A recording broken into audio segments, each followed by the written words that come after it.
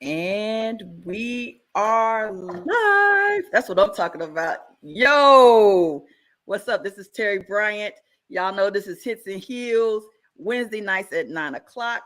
And tonight I got my boy back, Coach Ron Prince. So listen, he's my boy. We went to school together. Like graduated class of 88, Junction City High School, Blue Jays in the house, right? Hometown. So he is a retired NFL coach, retired college coach, head coach, college, Power 5, HBCU, and the best part right here.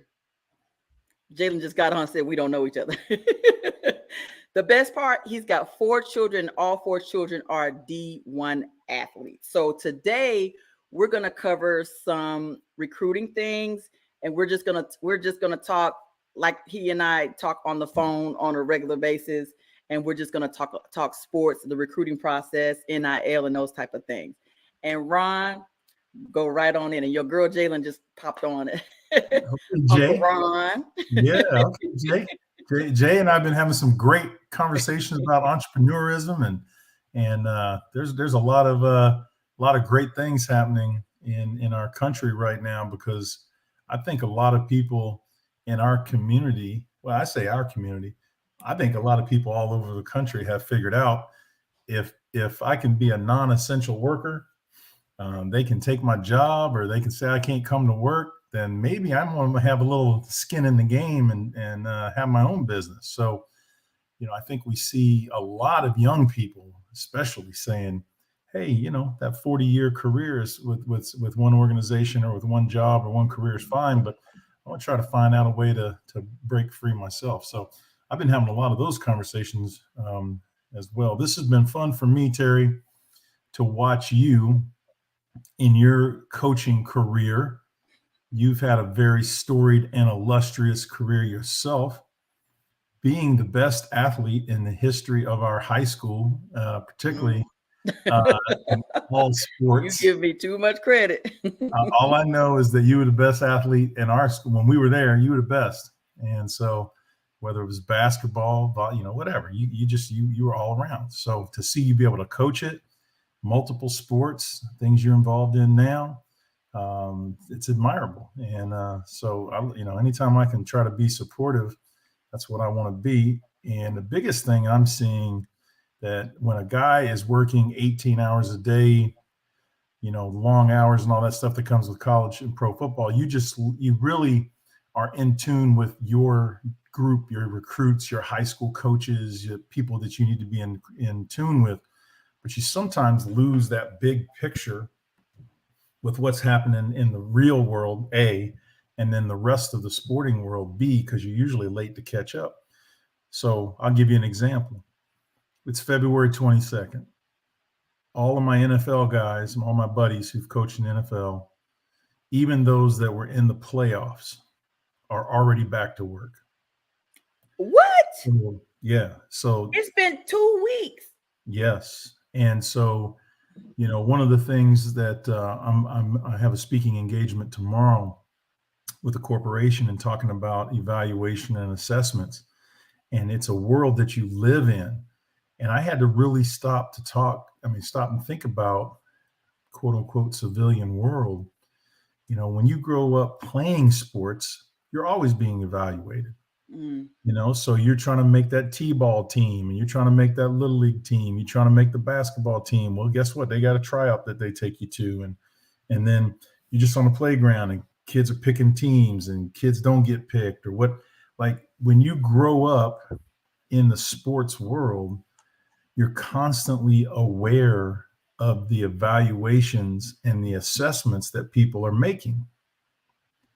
And I think what it's occurred to me that when you live in that world for most of your adult life, you're woefully informed on how the rest of the civilian population is not aware of those kind of assessments and evaluations on a day-to-day basis. If you're a student athlete, this time, in this day and age, everybody's looking at your transcripts, everybody's looking at your grades, everybody's checking out what you got on social media, everybody's trying to evaluate, hey, can this guy or gal come and play, and can they hold up, can they stand the mental the scrutiny and everything that goes with it. We're seeing a lot of conversations about mental health, which I think is great for the first Absolutely. starting to really pay attention to mental health. And I give a lot of credit to the female sports, because I think they have really said, we're not feeling good about this. I need a mental health break. We need to talk about mental health. I know my daughter's crew team and a lot of her contemporaries, they advocate for mental health. They talk it in terms unashamed, unabashed, concern for their peers. I think that's great. But this journey that you get on as someone who's making their livelihood in sports is so different than the regular life that a lot of people live. Not better, not worse, just so it's so different. Mm. And to see you be able to come in and out of the various sports, and now what you're doing with football and what you're doing with this podcast, that's just a long intro for me saying that I couldn't be prouder of what you're doing and how you're getting this information out to your audience, because you could really just spend all your time on the X's and O's on the coaching aspect and not be giving back to your community and to your audience. Right? You could just be spending your spare time working on your career and be very inward in your view, which is what most of us who do it for a living, that's the life you fall into. But I really love that you're spending a lot of time getting the message out and trying to inform people who may have a loved one or just may have an overall curiosity about how the process works. And that has really inspired me to try to do some more things, do some different things to try to, I was more working one-on-one with people, but now to do more of this kind of thing. So that's my long intro to say thank you to what, for what you're doing, having me on. Thank you. It's very much an honor, and to be able to be inspiring like you are to your audience and to people who are interested in your information and your platform. This is big. And I think that this show and this movement that you're starting is going to be very, very important. And I think as we get into the next couple of years, and I'm going to bring up a couple of things while we're talking here, why I believe this, but I think you're going to be on the front end of this, and I think you're going to end up having to be a very important voice in this space. First of all, thank you. I appreciate it. Cisco's going to be mad at me because I went to track practice today and I added that back on because my kids, it was like I went to a basketball game because we're in the playoffs, and about 6 of my kids are on the team, and they were in the audience, and they was like, "Coach, can you come help a coach?" And I was like, "What?" And so, I talked to the coach. I said, "Look, I got football practice on this." Yeah. If I can fit it in, I can do it. He was like, "I'd love to have you." And that was just such an honor that he was willing to just, hey, whatever you can do to help out, I'll take it, So I thought that was just a great honor. And again, it made me feel good that people value what I bring to the table.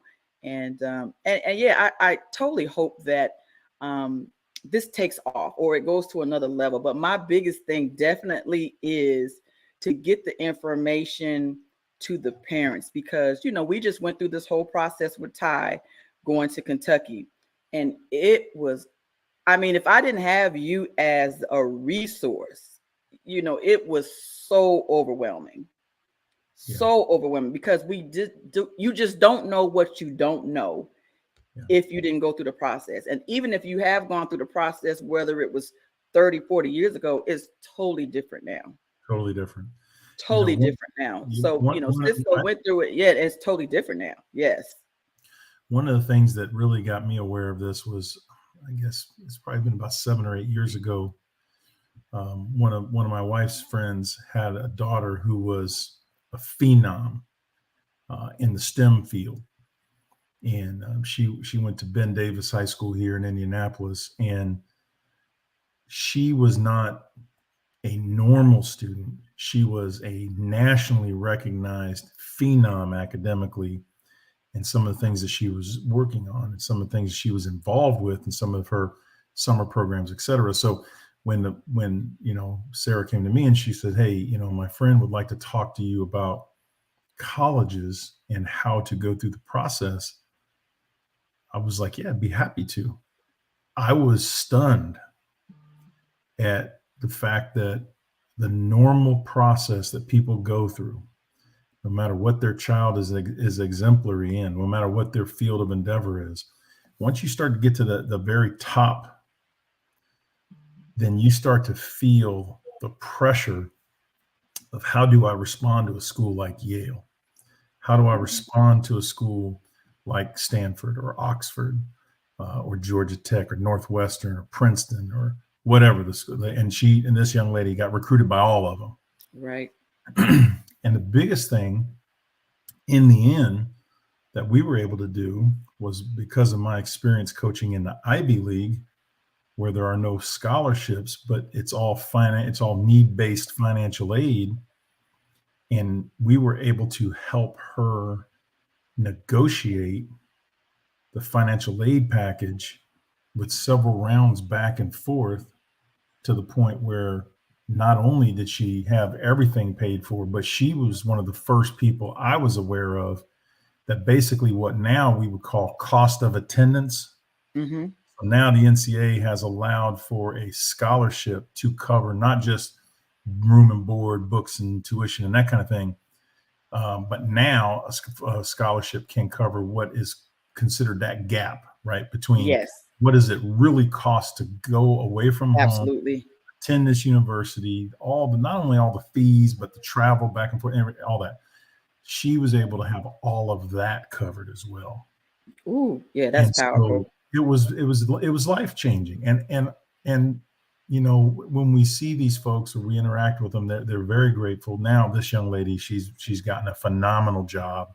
She's a superhero and just doing great things. But that was the first time that my experience at an Ivy League school paid off for a friend and a family member. Mm-hmm. And then we had a situation a couple years after that where we were starting to get, the same age group starting to have kids. They were saying, okay, well, talk to me about, the kind of school we should be applying to, or the kind of, some of the programs and that kind of thing. And I think one of the things that parents had to understand is that the names of the schools that they went to in the 80s or the 90s may not be available to their children, even though their children may have even better grades. Really? Yes, because now we are in a global education market. So we started seeing this at Cornell in 90, 99, 2000, where you were having foreign nationals from all over the world in the engineering school there and in other programs. And so a lot of these young people, American students, were in the classroom with 24, 25, 26-year-old freshmen who've in some cases already been to school in their home country and they're supported by their government or by very wealthy families. So that was an eye opener. Like, okay, we got to not only compete against to try to get admitted to the colleges that we want to get admitted to, or the places that are important to us, but now we have to start to think, okay, strategically, where am I going to apply? Because remember, there was a time where you had to pay for every application. Yes. So you had to be super strategic. Well, now they have basically, now they have what's called a Common App. So you apply one time, you get all your materials in and everything, and then you can check the boxes on which schools you want that information sent to. And then there might be some ancillary or auxiliary, essays, or might be some information that some school may have in addition to it, but it's not an entirely new academic packet, Right. which used to just wear the guidance counselors out. So when you had an application fee of $70, $80, or $100 or whatever it might have been, families had to really be strategic, and they were being incredibly disappointed. Mom, dad went to, whatever flagship school or a couple private schools in the mix, and now their kids are being denied. Well, it's not the kid, it's just the landscape has changed. And then kind of the latest thing that I have seen is a lot of kids understanding that with the pandemic, a lot of kids did a lot of schooling from home, a lot of online learning, and going to a university where they might be in a class with 1,000 kids doesn't sound that groovy to them. Right. So now you're seeing kids selecting, whether they're athletes or not, selecting regional universities where they can get that class size attention, and more importantly, they can be involved with the professors more one-on-one if it's a subject area where they need that, right? They need that on their resume. So my daughter was involved in a 3D printing fellowship last summer. And I'm convinced if she was at, a Big Ten type of school with 30, 40, 50,000 students, perhaps, she would have got selected, maybe she wouldn't have. But right. That was instrumental in her then having that on her resume. And when it came time to apply for the internship she really wanted, she was able to get it because she had that. She had already accomplished that. And so I'm going through this kind of litany of things that have changed and things that just inadvertently, some of my experiences have helped me help friends. And I think in your family's circumstance, when you have someone who's so highly recruited and so highly accomplished and such a great student as well as a great athlete, there's a lot of pressure. If you've got a great student and he's a good, solid athlete, but his ticket is going to be his academics, or if you have a young person who's a phenomenal athlete and he's solid in school, but athletics is going to be his ticket, I think you kind of understand the marketplace for your child and you go forward, right? And whatever that looks like. But when you have somebody who's so exemplary in both, it's a lot of pressure, because you're trying to say, okay, how do I make sure that I give this young person in both areas the best platform to show what they can do and then succeed. And as I told you all, I don't know the coaches at Kentucky, but I watch coaches, I watch programs, and like I said, I had nothing but the highest respect for how they handled the last several years, and they're constantly getting better and they're constantly improving, and they've shown support from the administration for the coach and the program and the players. So their facilities have gotten better. They've, bolstered the coaching staff. They're doing more and more for the athletes, and it's a great town. And you guys have a lot of associations, at that school. Those are the kind of home runs that are fun to watch families get right. And I think your programming is going to reach those families who say, hey man, this is heavy. We knew our kid was talented. We knew he was accomplished, but we're starting to get the kind of attention that can throw you off a little bit. And, maybe this, you may have had a set of ideas of what was a success when you first got started. And then your ideas start to change or at least can be affected, because these coaches are good at what they do. They're good at absolutely. So let me say this, Coach. So it got overwhelming when all the offers started coming in. Right. And I think the best advice that you gave was for him to go ahead and commit. But there were reasons why you said that. And that's the information that the parents don't know. Yeah. Can you elaborate on that part of it, since you brought that part up? I think that every family has a situation that's unique to them. And I think every family has to take a look at where they live, the state they're in, what if they have gone to college or not gone to college, if they went to that particular college, they need to take a look at what the major is or the career aspirations. They need to take a look at the funding of that university. And then they need to go into it with saying, okay, what would be good, better, and best up front? Like before we even get started, what are we really looking for?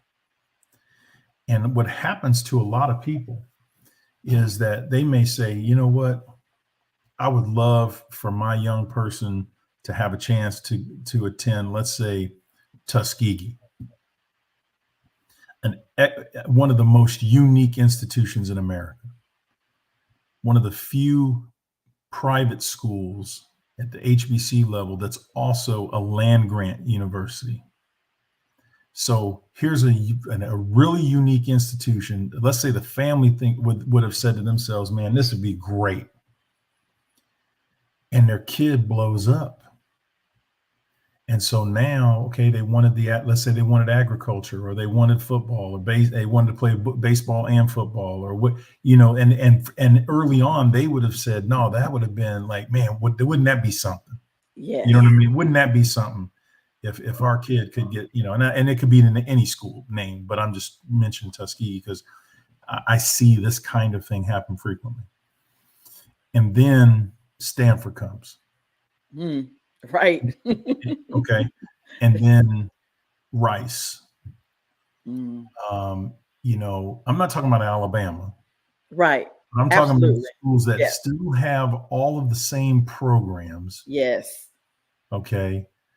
I'm not talking about Auburn, but that young person right there, let's say they thought that, hey, if I could get a chance to go somewhere like Southern Miss, man, I could go to my hometown school or part of the state where I'm from, or, Georgia Southern, like they have that level of school in their mind.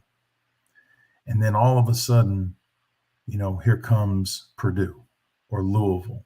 Mm-hmm. Or here comes Michigan State. Mm-hmm. And what I tell people is, if you had something in mind and you would have visualized that would have been an incredible opportunity for us, our young man, our family, when you get that offer, you should highly consider committing to that school that was on your dream list before you got started. Because what happens is there is no end to the enticement. So when you start to get multiple offers, okay, let's say you were interested in going to a land grant college, since I'm on that theme. And then, okay, so then all of a sudden, you would have been extremely happy to go to a Kansas State or an Auburn.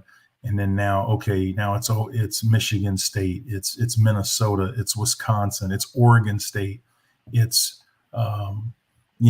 Texas A&M, it's Florida State. Like, okay, you just confused yourself because there's no real way to compare that list of schools that I just gave you.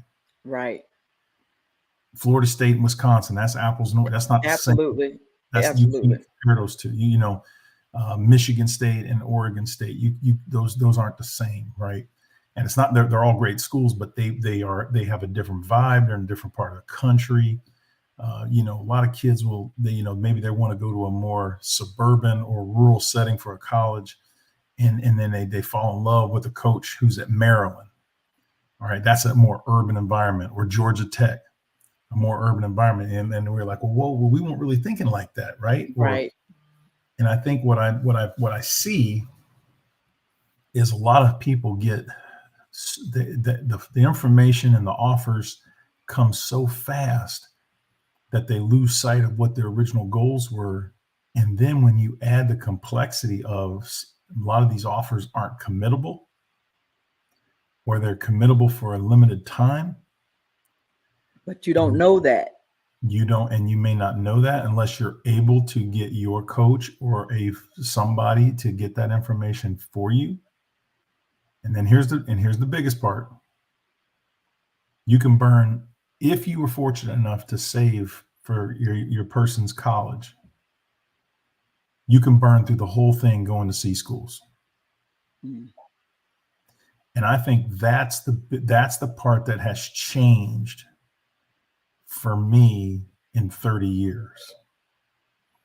Like it's hard for me to understand how the average parent can take their child to 30 or 40 colleges, just taking off from work, getting in the car, getting the plane tickets, getting the hotels. I mean, we tell our guys all the time, man. You know, there's some we know we're not going to hit every game every season. You know, because we got more than one playing in a particular same time of the year.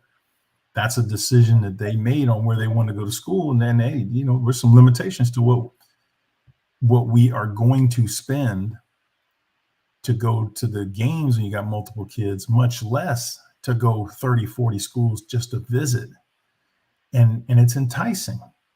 Get to put on a uniform, shoot. Then oh my God, the visits were unbelievable. Parents getting in the uniform. Yes. You got the old man putting on shoulder pads. I know. Crazy stuff like that, right? And so people want the experience, but the more experiences you have, the more confusing it gets. And you're not any clearer. And so then you end up picking a school. Like if you're thinking about, let's just say, for example, let's say a young person's thinking about Vanderbilt, Purdue, Rice, Stanford, let's say UVA. And then they get an offer from Oregon. Oregon's a good school, great program. But that's in a different part of the world. So then the kid goes on a visit, the parents go on the visit, they have an incredible time. It's a great facility, it's a great town. They go to a game, whatever the situation is, and they sign there.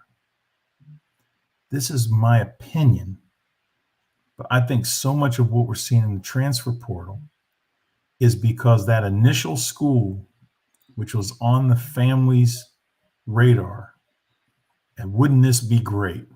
Wouldn't this be amazing?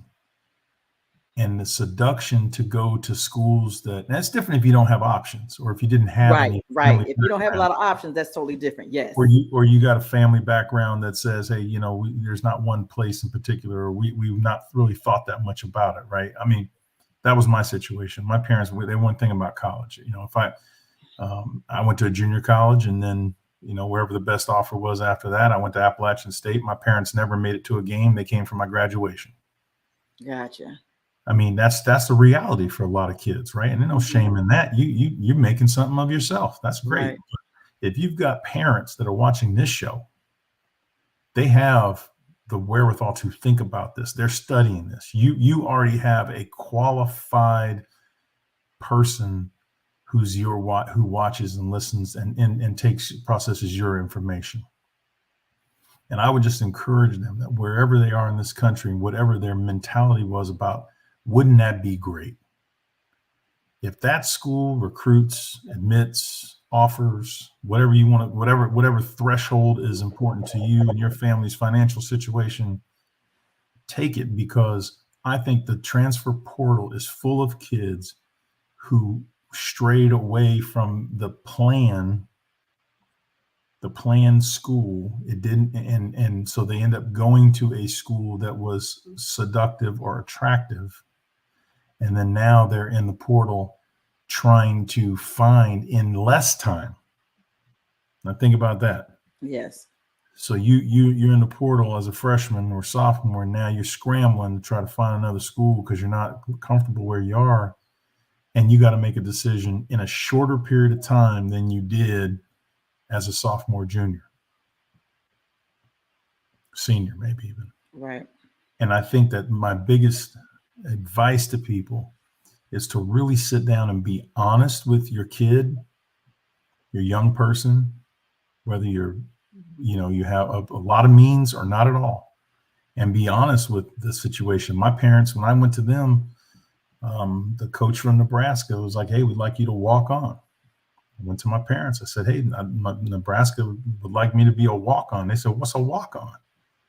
I said, "Well, we pay for the school and I play football."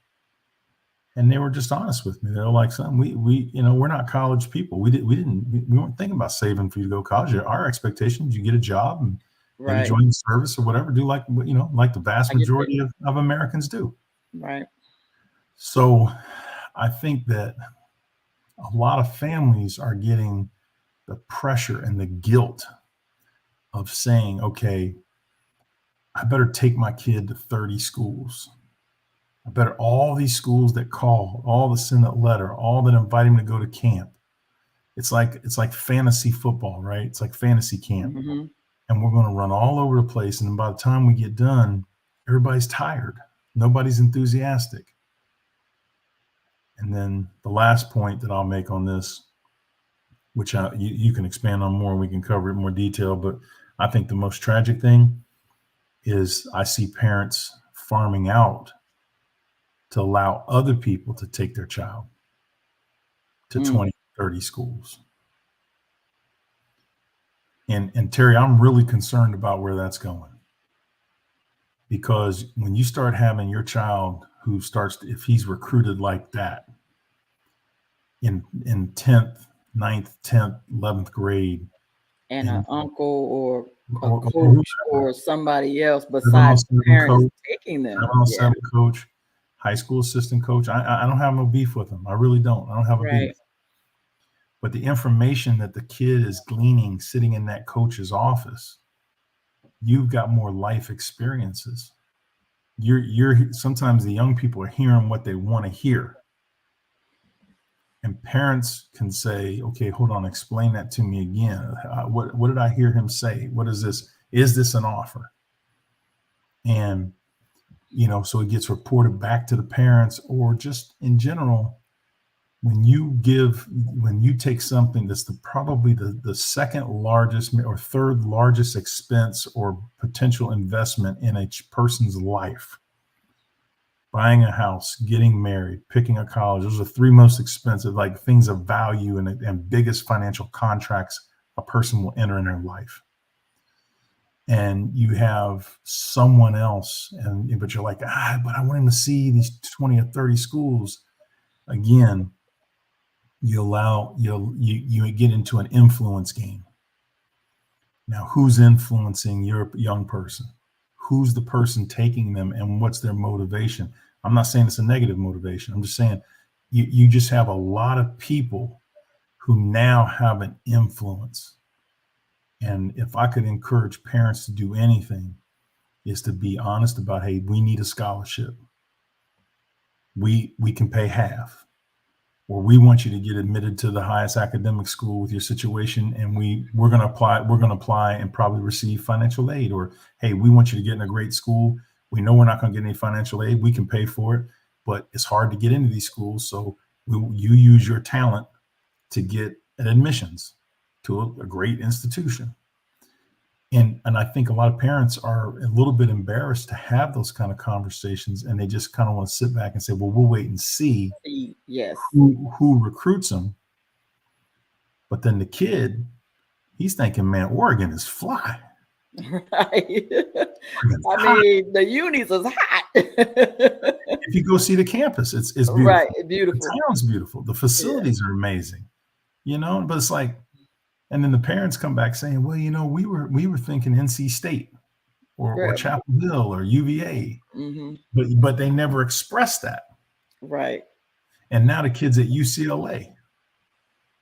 And so I think that the whole process just needs more honest dialogue as to what's the kid's true talent on the field, get an honest assessment, and what is this young person's academic talent, and what are their objectives? What do they want to do with their education?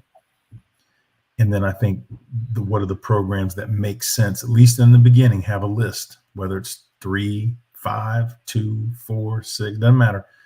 But a very confined list to say that's like good, better, and best. Man, we'd be fired up if we had a chance to go to this school. This school, yes. Man, if that school calls, you got Yes. kidding. That would be amazing. And if that school calls, It's a wrap. whoa. And I'd like to see more families do that and then say, okay, well, this school that called, it's more of like that. Well, wouldn't that be great? But it's on the other side of the country. Mm-hmm. And one of the things I tried to encourage you guys to think about, and everybody, I tell everybody this, travel's expensive. Getting off from work to, maybe missing work on a Friday, or you're going to fly out after work and you're going to get in late to that other town, and they in meetings on Friday night. They don't have really time to see you anyhow. Right. You go to the game, have a good time at the game. You're there to support them, hug their neck when they come off the field. Well, guess what? If it's a road game, they get usually about an hour and a half from the time when the game ends. They on the plane, they head in the back, and then you got to try to figure out how to get back the next day. Yeah. And if it's a home game, yeah, you go to dinner with them. They're friends. Maybe, okay, my parents are coming to town, whatever. Maybe you take the friends out to eat too.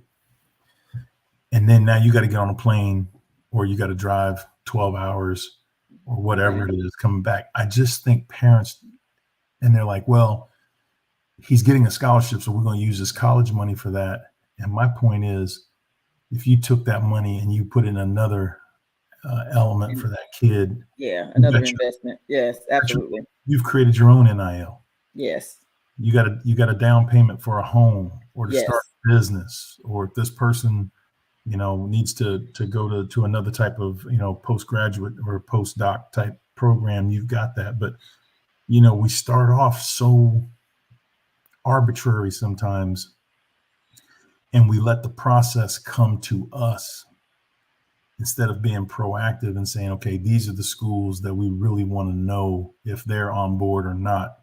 And if they're not, hey, then we got to do what we got to do. Right. So if I'm a family and I come up with my top 5, what is the best method of reaching out, communicating?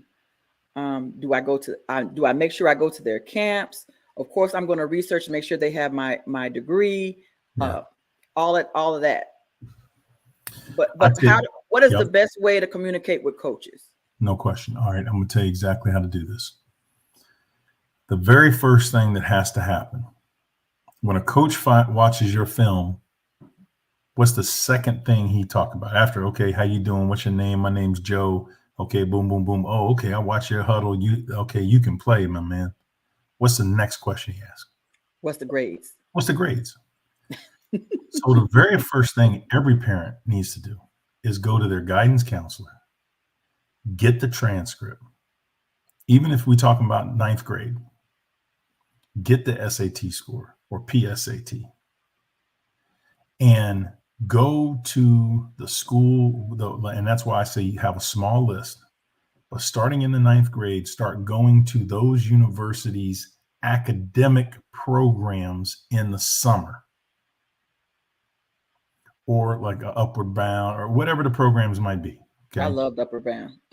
Okay, but you get yourself on campus early before you're a real hotshot prospect, and even if it's a 2-day program with no football, no sports involved, and you find out if that young person can visualize themselves there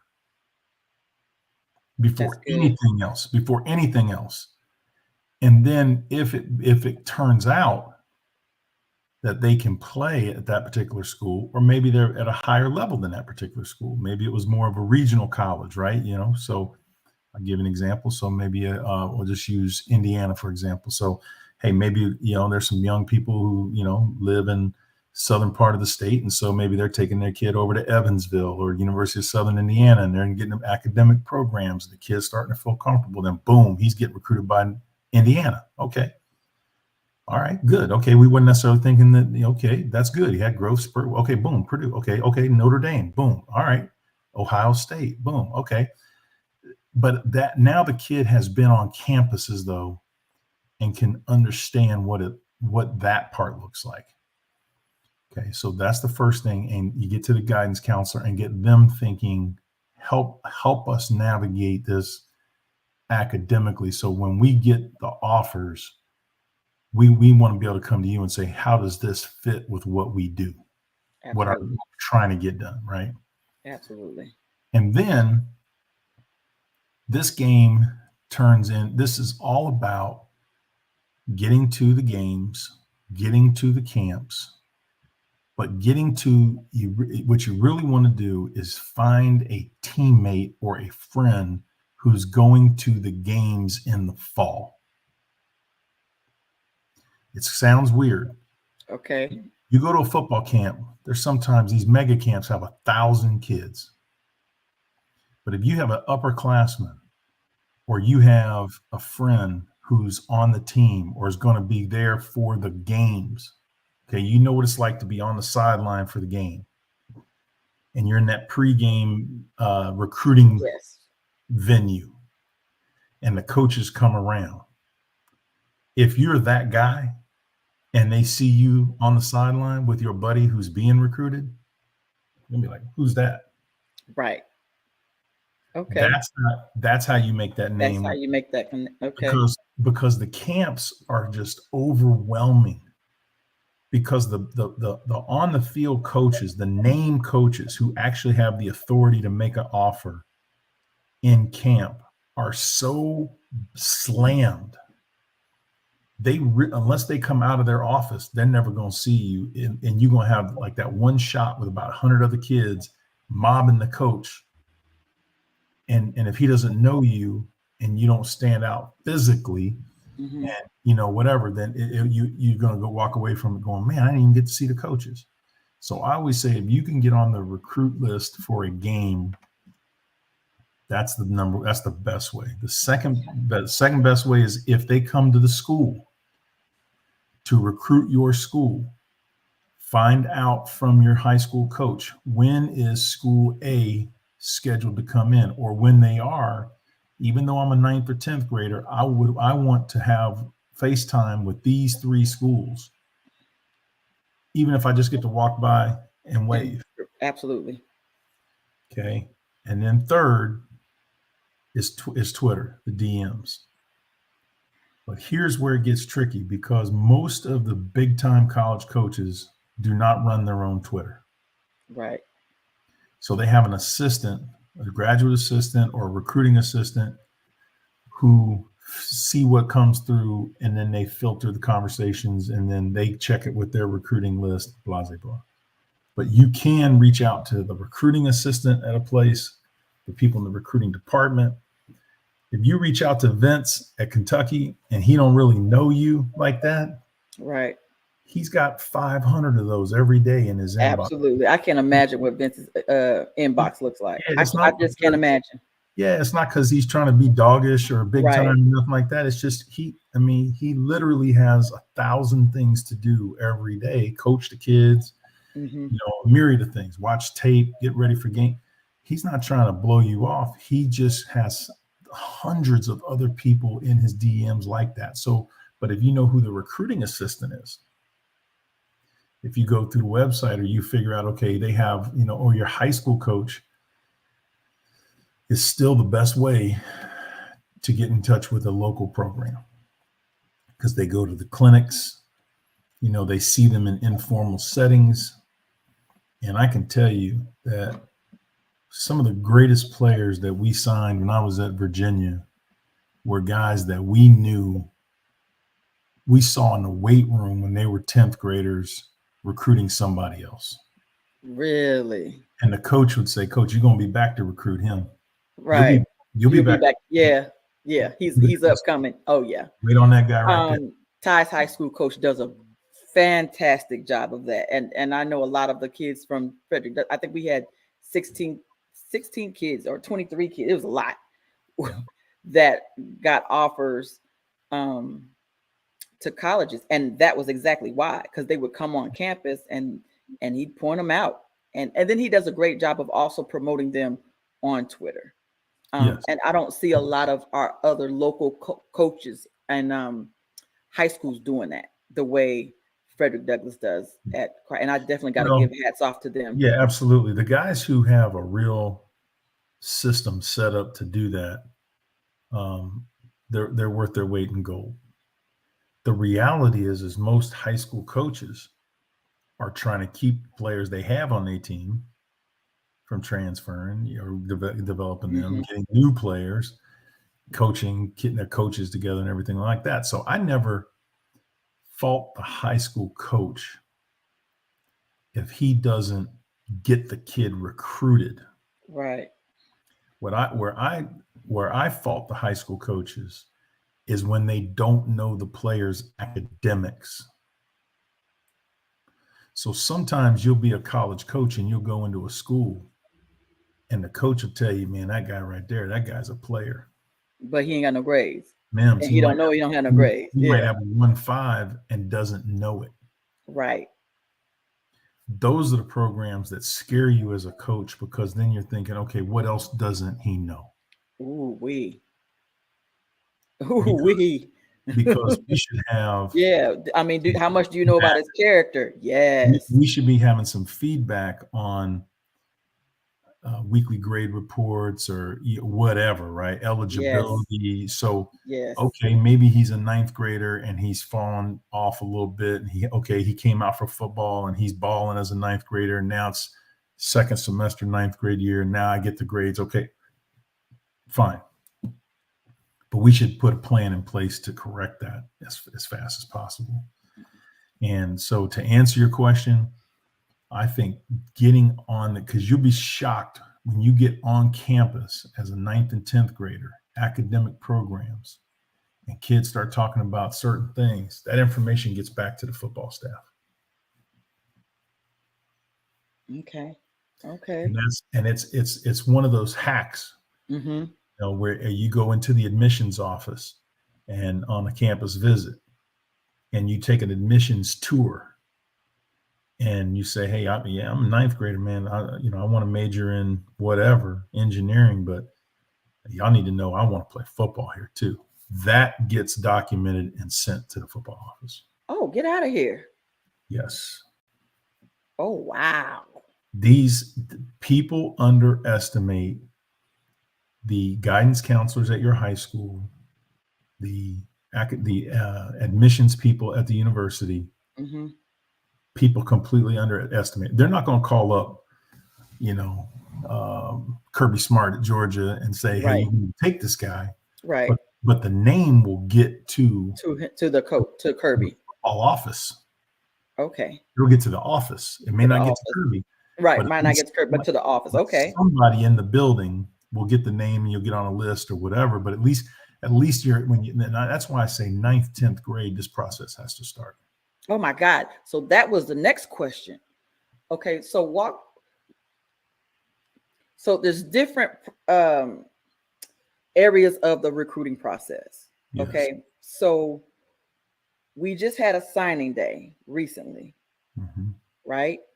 Okay. Yep. So if there's a kid right now getting ready to graduate, he's high school and has not committed at this point, and you're getting ready to graduate in May or June, you're in trouble. It's very common, though. It's very common. And you have offers, you're in trouble?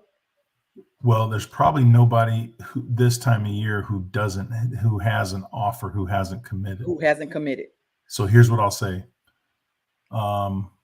Occasionally you'll have the number 1 or 2 player in the nation will not sign on signing date. Okay. And sometimes he'll wait, and he got enough leverage where he's going to wait to see who on the staff is going to leave, who's going to stay. He's got a favorite, he's a, defensive end. He wants to see if this defensive line coach going to be there, or is he rumors he might be going to NFL. Mm-hmm. So that relationship is important. Other than we're talking about those 1 or 2 players a year, anybody at this stage who has not signed with a school probably does not have an offer to commit to. Right. They may have an offer, but maybe not a committable one. Right, because that other team may have already filled up. Now, here's the exception. There are times where people will say to a kid, we're not going to sign you on signing day because your grades aren't quite there yet. Mm. But if you complete the spring and do what you need to do, then we'll sign you in the summer. We Okay. will give you that. So that again, though, we're talking about somebody with NFL talent who hasn't met the grades. Oh, exceptional. Yeah. Knows what they Yes. need to do. Got to pull a rabbit out of a hat. Got to make a miracle happen. Right. Academically. But you can't be an average player No. and be in that position. There's no and way. And let me say this: the vast majority of players who play in high school will not sign in their senior year in either signing date. But the beautiful thing about our game is that there are levels for everybody. And what you're going to see in February is you end up seeing a lot of the NAIA schools, the junior colleges, the D3s, and some D2s, but most of those are done by now. But the Division III schools do a great job of this time of year seeing who hasn't signed.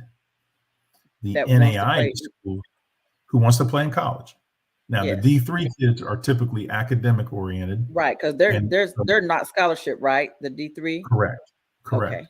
Now, the NAIA schools are scholarship. So sometimes you see some great players, phenomenal players. Go to NAIA. Come out of NAIA schools, and people are like, whoa. Well, it's because maybe he grew up late. Maybe he grew 4 inches his freshman year, something like that. But most of the time, they didn't quite have everything put together. And then there's the junior colleges, which is what I did. And, I think that for a lot of kids, and then finally there's the prep schools. In the Northeast, there's a lot of prep schools. Most people know about IMG. Some people can reclass, or they can do whatever, right? And then you get another year of high school type of athletics without starting your college, but you can still keep taking your SATs to qualify. Gotcha. So you might have the GPA, but let's say you don't have the test score.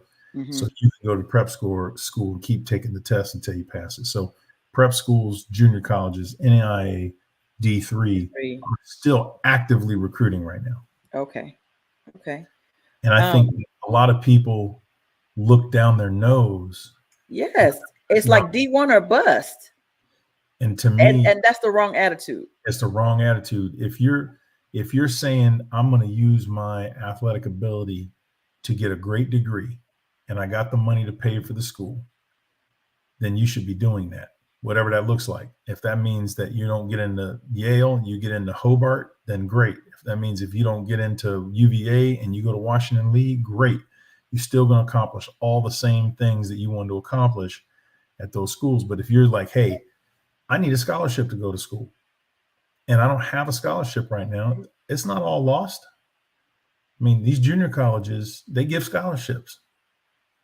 A lot of NAIA schools give scholarships. These are great opportunities for kids, but so many folks get, they get the ego and the clout in the way, and they just, and to be able to humble yourself and say, you know what, my goals are still my goals, and I can reach them through this other method. And I think I have such a soft spot for the junior colleges because I've seen the kind of talent that comes through them. I'll give you an example, Terry. If you think about the state of California, there's 50 million people that live out there. And there's 8 football programs, maybe 10 in the state, college programs. There are 72 community colleges in California. What? And if 72? you go 72, And I went to 70 of them when I was the head coach at Kansas State. We went to them all. We went to them, right? Yeah. That was a main thing for us to recruit junior colleges. So at some Right. point in my career, I've been to probably 70 of them. Right. And you would be shocked The level of talent. that are full qualifiers playing there. Yeah. And the reason is it's just vast numbers. And here's the second reason. If you're in state in California, junior colleges are free. Oh, wow. All you got to do is pay for housing. Oh, yeah. That's a no-brainer. You know what I mean? So you see a lot of kids, people are like, hey, where's these cats coming from? Well, Right. God goes to, Cerritos, or he goes to City College of San Francisco, or wherever. Laney was on Last Chance U, and then all of a sudden, boom, this cat's at Oregon State getting drafted. And you're like, well, this guy didn't even get recruited out of high school. There's 50 million people there. Right. The state is so big, and there's so many people playing football. Terry, they have 2 state champions, one in the north and one in the south, because there's that many people. So then do they play each other? No. Why not? Why would the North and the South not play each other for one state championship? Because they'd have to play 30 or 40 games. Wow. That's how many teams. That's how many, yeah. And how many people are in California. Yeah. So, oh, wow. So it's like, okay, a lot of people go out there and recruit. A lot of people recruit from the JCs. So out there, junior college is not a stigma. Community college is not a stigma. Mm-hmm. And you play against a lot of kids. The best talent they'll ever play against is in junior college. I mean, you're gonna play with a lot of D1 guys. Yeah. Well, one of our best friends is playing baseball, and he went the junior college route. And baseball, the junior college route for baseball is really, really because you could still get drafted. Bryce Harper played junior college and was the player of the year. You can still get drafted right out of the junior college as opposed to going to the D1. Now you're stuck for the 3 years. Correct. And it's still a scholarship. Whereas most baseball, if you go to a D1, unless you're a pitcher, yeah, that's right. It's not a full ride. Yeah, but if you go the junior college route for baseball, you got to be a straight up goon to get a baseball scholarship. That's full. Yes. Yeah, you got to be that guy. Yeah, you're looking to go to the. They're already talking about you going to the league if you're getting a full ride. Yes, absolutely. But I just encourage people, second semester, senior year, do not get discouraged, because people are still looking for players to come to their university. Because what you got to remember now, a lot of these schools, NAIA, D3, junior college, they rely heavily on the sports teams to fill their enrollment. So male enrollment all across the country is down. So one of the main reasons, we got about 3 million. Let me get my numbers right here. We got about 3 million fewer kids going to college this year than we did last year. 3 million? Why? Just the numbers are down. They're not, the population's down, but the numbers are down. And most of those numbers are males. Males are turned off to college right now. Why? A lot of the college campuses they feel like it's a hostile environment for males. A lot of the males can go get in the trades and get a job. If you get your skilled trades license, you can make $115,000 straight out of high school. I mean, yeah, because right now tech is the thing. I mean, you can go to Google right now and learn cybersecurity or all that type of stuff right now without having to go to school. Yeah, without. So we're going back to era like before, when our parents were coming along, where a lot of kids were like, man, I'm going to get a trade. And own my own business, HVAC business or whatever it is. Yes. Okay. So anyhow, so my point is, my numbers might have been off a little bit of 3 million, but the point of it is there's such a dramatic drop all across the country in male enrollment. So one of the main ways that a lot of these colleges keep their male enrollment up is through the recruitment of sports, particularly D3. Oh, wow. One of the things that the coaches are evaluated on is, can you get a whole roster filled? Mm-hmm. And then they'll figure it out once they get there, what they're going to play and all that. But, you played high school football? Cool. You want to come to our school? Great. and you get the financial aid or whatever it is. And if you're a family that qualifies for financial aid, they may not pay much to go there at all. And almost every school in the Midwest right now has a situation where if you are a 3.0 student and you qualify for even $1 Pell Grant, you go tuition free. Get out of here. Virtually every school every state in the Midwest has that exact same program. Wow. That's how much of a need there is for young people to get, like, if a kid wants to go to college and wants to pursue an education, there's more ways than ever to find now that makes sense, Coach, on why they've waived the standardized testing requirement. Correct, because not everybody's getting. Now that makes sense. Not everybody's getting that test prep and everything else. And so, I'm not here to kill anybody's dreams. I'm here to say, look, if your dream is to get into a college and play some ball and get a degree, there's a place. There's a place for you. There's a way. There's a place for you. There's a way. So are there any resources like right now? Like, how do we find those coaches that are looking like right now? I see them every day on Twitter. Okay. I'm still. What are we hashtagging? Is there a hashtag? How do we find them on Twitter? The ones that are looking. Here's what I don't know, because they end up in my For You page, whatever they call it. Right. Because I'm still a dummy who calls myself Coach Ron Prince on Twitter. So somebody's got me on a list somewhere.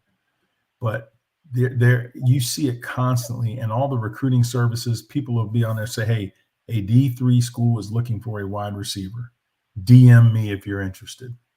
Okay. So do you recommend signing up for a recruiting service like NCSA or something like that? I think if a person, because they come at you hard too, and I understand that you're selling a service. Yes. Here's what I tell people. If you have the money and your kid is borderline, go ahead and do it. But if your kid's borderline, if you don't have the money, don't do it, no matter what talent level your kid is. But if you have the money, or you got to think about it, and your kid is not a Division 1 or 2 player, I don't think it's worth it. Now, here's why I'm saying that. Okay. Because every high school coach is going to help his best kids this time of year. Once the big rush is over, right, with all the signing and all the dust settles, he's going to be calling to see if your kids want to go as walk-ons and use their financial aid to go to school. You're going to see a lot of kids in minority communities who got passed over in recruiting, who are going to be in the regular admissions protocol, which they're going to start to get their admissions here in March and April, who are going to end up with full financial aid and academic full rides. Wow. The same scholarship as if you was an athlete that Ty got. Yes. You're going to see kids in March going to Kentucky on full academic scholarship. Okay. So what is the difference between a walk-on and a preferred walk-on? Yes. Okay.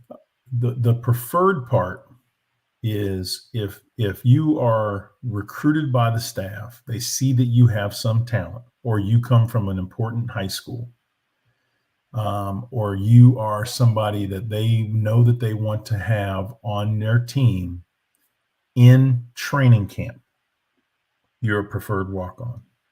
So here's what that looks like. A lot of your kickers and long snappers and punters and backup quarterbacks are preferred walk-ons. Okay. It's hard to recruit 3 and 4 deep at kicker. Okay. So in order to have enough kickers and punters and long snappers and backup quarterbacks, so you can do 7-on-7, all the stuff you need to do. A lot of times you might have some backup offensive linemen. Those guys are going to be your preferred walk-on, so they can meet their numbers on who they can bring to camp. Okay. A walk-on is a person who is and gets admitted to school on their own, and then they show up at the football office where they reach out and say, hey, I want to be on the team. The team will typically have a tryout for the student body, and they may select one person, maybe two. That number is going to be contingent upon how Title IX balances the football roster on that campus. Okay. So, for example, at Kansas State, I think we were allowed to have 125 players on our team. Well, only 85 of them on scholarship. Right. So I was able to get 40 kids as walk-ons, and we turned away probably 40. Get out of here. No. It was a beautiful thing. And most schools are that way. Okay. Because and we could say you need to have a 3.0, you need to maintain a 3.0 to stay on the team. You got to be in good standing. You can't, whatever. Oh, absolutely. When we led the nation in kickoff coverage one year, and all 11 kids were walk-ons. Former walk-ons. And with the transfer stuff, the way it goes, a lot of times those kids get scholarships, even if it's just for 1 year. So if you get a bunch of kids transfer out, let's say you get a bunch of guys going to portal at mid-year in December. Right. And let's say the coach doesn't fill those spots until the summer. A lot of times they'll put those walk-ons on scholarship. They'll go ahead and put the walk-ons on scholarship if they don't fill those positions. On a second, and they'll tell them, hey, look, this is only for a semester or only for a year. Yeah. But when I was in Michigan, I think we had 140 kids on the team. Jeez, how do you even manage that many kids? Let me tell you something. It was one of the most beautiful things I've ever seen when you have a third or fourth generation football player at Michigan. Somebody's great granddaddy played. Daddy played. And at Michigan, walk-ons, they don't pay for a beer or a sandwich in any of the bars there. Nebraska used to be, right? It's a very honor thing there. It's like, you're walk-on at Michigan, man, you get treated like big man. Yes. But the preferred walk-ons, they usually help to get admitted to school. A true walk-on, you got to be admitted on your own. Okay. So again, when people ask me all the time, well, where do I go to look up all of this? There ain't no place. And that's why we're here. Yeah. That's why I got you on, because it's what we don't know. I mean, I can just think of all the conversations, the hours and hours of conversation that you and I have had in the last couple of years while Ty was going through this process. And I think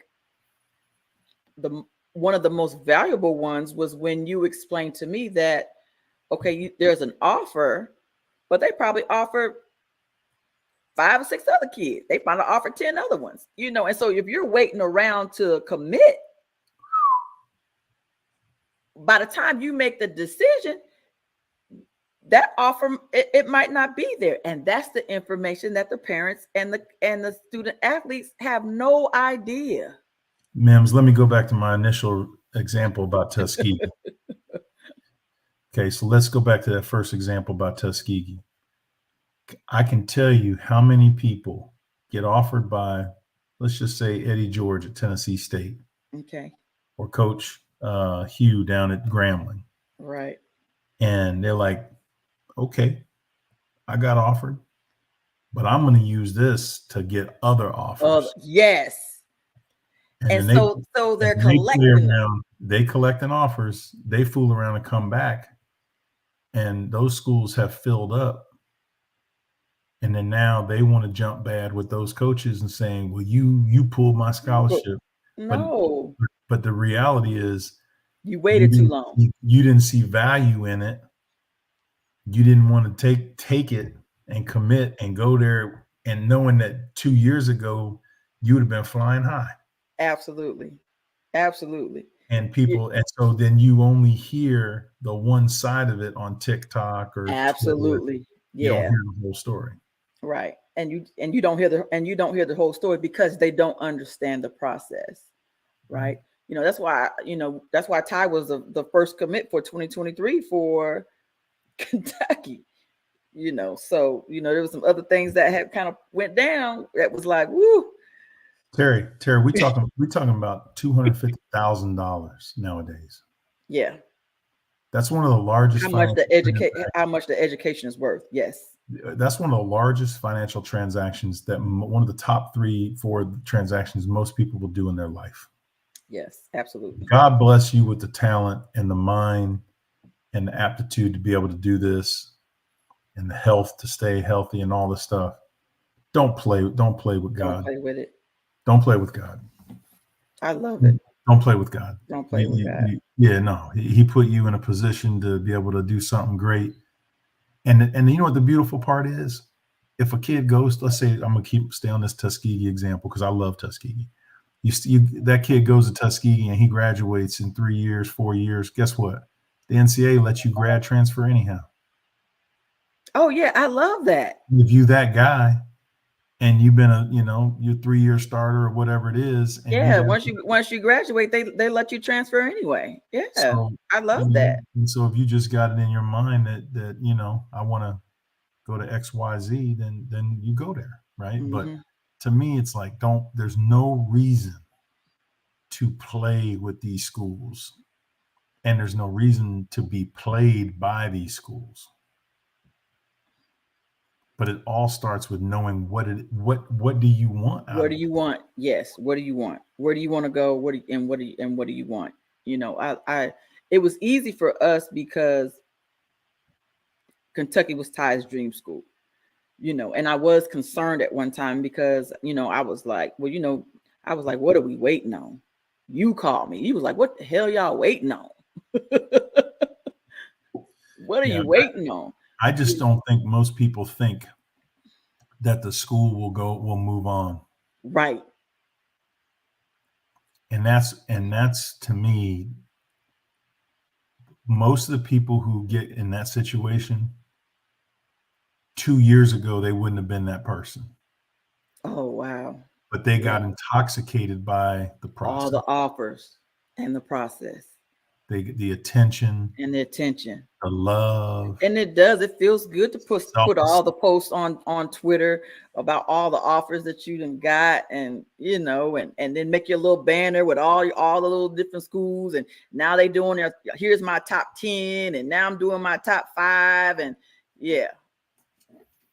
And then we've had a situation where the kid got his offer at his dream school. I don't know if he committed. I don't think he committed. He got the offer from his dream school. Then the coach got fired. And then now the offer was no longer on the table. That happened to my youngest son.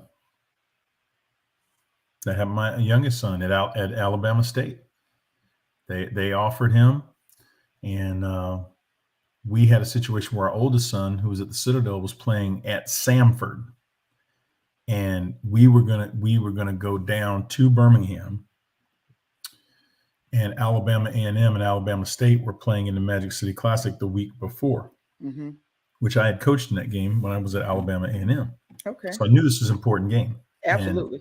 And Don Illy Hill was the head coach at Bama State, and I've known him for a long time. He's a great man, and they offered John. So we said, okay, we're going to go to this game, and we're going to stop in. They had a road game the week after, so we was like, okay, they're going to play in the Classic, and then the next week they got a road game, but we'll go down early. We'll stop in on Thursday, maybe or Friday. We'll tour the campus, and everything. Go introduce ourselves to the coaches and everything. Even though our son can't be there because his high school played their games on Saturday. So we figured we'll go down there at least, show our face, and then on Saturday watch the Citadel play Samford. Man, they lost that game against Alabama A&M. They fired the coach the next Monday. Ooh-wee. So yeah. Then the new staff came in and they said, "Hey, we're not going to extend an offer. Not going to honor that." Yeah. Not going to honor that offer to John. That was the previous staff, and so then we decided, okay, we're going to come up with another plan. But it happens. Yes. And we experienced that. So. All right. Well, Coach, I'm way over the time. Of course, this was just absolutely phenomenal. I want a part 3 because I want to talk to you about NIL. Oh my God! Yes, we said we was going to talk about the whole NIL. Okay, so we'll give I'll give you a couple more weeks, and then we'll bring in. We'll definitely do part 3 where we'll talk about your thing on NIL, because that's definitely important. I have a friend named James Setta Cleveland. She is the NIL guru, and I think the biggest thing that misconception that people have is a pay for play, and they're getting that totally mixed up. It's not pay for play. And then I love that Dion says, I'm come here, but we don't have no NIL money. But that's definitely the next topic when we have you on in a couple of weeks. I'm gonna leave you with this thought-provoking. We are now in an era we're not in sports anymore. We're in the sports entertainment business. And some of these NIL deals are modeled after the music industry and the movie industry's 360 deals. So a lot of these young people are signing away their name, image, and likeness for the rest of their lives. Ooh. No matter what they ever do. Think of the artist formerly known as. Right. That language is being proposed in NIL deals. Oh my goodness. Yeah, that's definitely a topic. I can't wait to bring you back on to touch on that.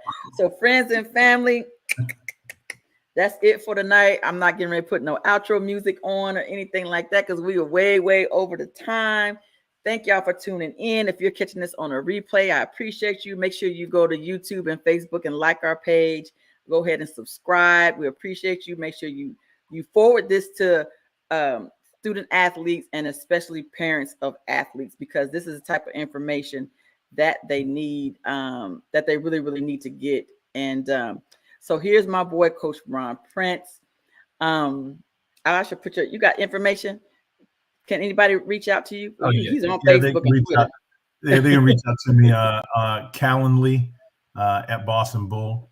So that's where people want to talk about this kind of stuff. We have a program where they can set up a time to speak to us. So on the calendly.com /boss and bull. And so we // hold on, let me see if I can get it. Boss and Bull. Yeah, BOSSANDBULL. And so go on Calendly and you can set up a time with us. That's it. And we'll hit you up and we'll get some information to you. Good stuff. Hey, I appreciate you. You my dude. Absolutely. Tell Sarah I said hello. Congratulations on James. Now you got 2 kids at Indiana State. How cool is that? And he's got 2 years left eligibility. Oh my God, you got to get up out of here with that. Hey, give him a big give all my nieces and nephews big hugs for me. Sure. Make sure you hug Sarah for me. I appreciate you. And we'll have you back on in a couple of weeks, babe, so we can talk about the whole NIL deal. Appreciate you. Thank you so much. All right, y'all. We out. Have a good one.